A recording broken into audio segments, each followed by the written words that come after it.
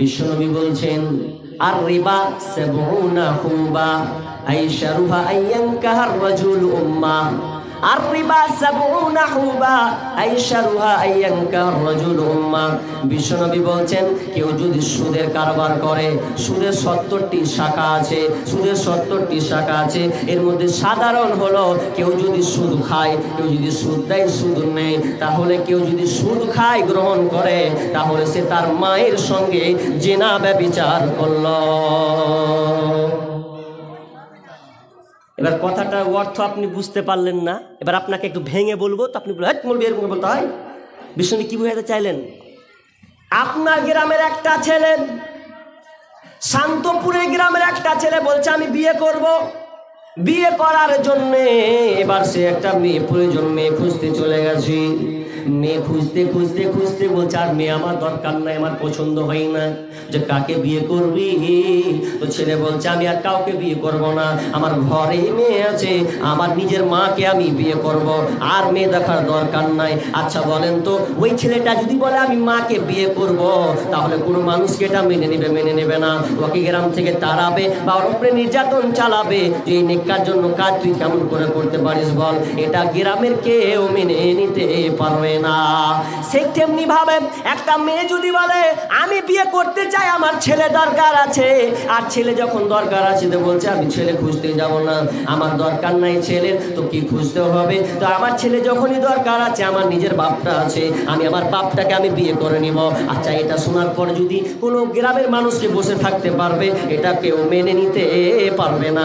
এত নির্লজ্জ বেহায়া, এত নোংরা কাজ কি করে করতে পারে? এটা পৃথিবীর কেউ কোনো মেনে নিতে পারবে না।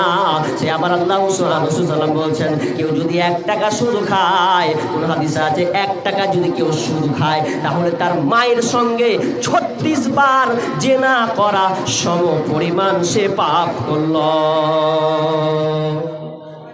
তাহলে জিনা কত নিকৃষ্ট! জিনা থেকে আপনাকে বাঁচতে হবে। আপনি বলছেন গরিব যে কি করব?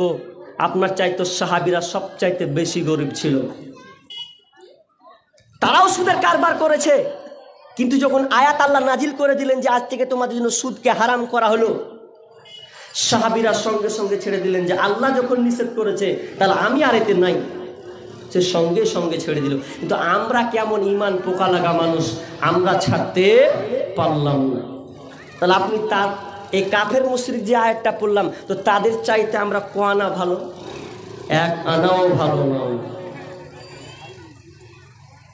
এই সুদের কারবার হতে হতে সমাজে এমন ফিতনা হয়েছে, এই সুদের কারণে কারবার, অনেক লোক সুদ নেওয়ার পরে সুদ পরিশোধ না করতে পারায় গলায় ফাঁসি। এরকম খবর দেখেননি? গলায় ফাঁসি, অনেকে বিষ খেয়ে মরে গেছে। আমাদের জঙ্গিপুর ব্রিজে ঝাঁপ দিয়ে পড়লো, জান দিয়ে দিল, রাখবো না, পারি না শোধ করতে। কিছুদিন আগে একটা মেয়ে একটা 7 বছরের 8 বছরের বাচ্চাকে টিপে পুকুরে ডুবে মেরে দিল। তার কানে ছিল কি স্বর্ণ। তো কেন? তো ও লোন নিয়েছে, শোধ করতে পারে না বলে ওই বাচ্চাটাকে নিয়ে গলা টিপে মেরে দিয়ে কানের সোনাটাকে নিয়ে আপনার নদী, আপনার পুকুরে ডুবিয়ে দিল। কেন? তো লোন শোধ করতে পারে না এই জন্য। কারণ নুন যে নিকৃষ্ট, এটা নুন দিয়ে মানুষ বড়লোক হয় না, বরং বড়লোক কারা হয়? যারা লোন দেয়, পয়সাওয়ালা, ওরাই বড়লোক হয়। কিন্তু যারা গরিব নেই, গরিবরা যারা নেই, এরা বড়লোক হয় না, বরং ক্ষতিগ্রস্তের মধ্যে চলে যায়।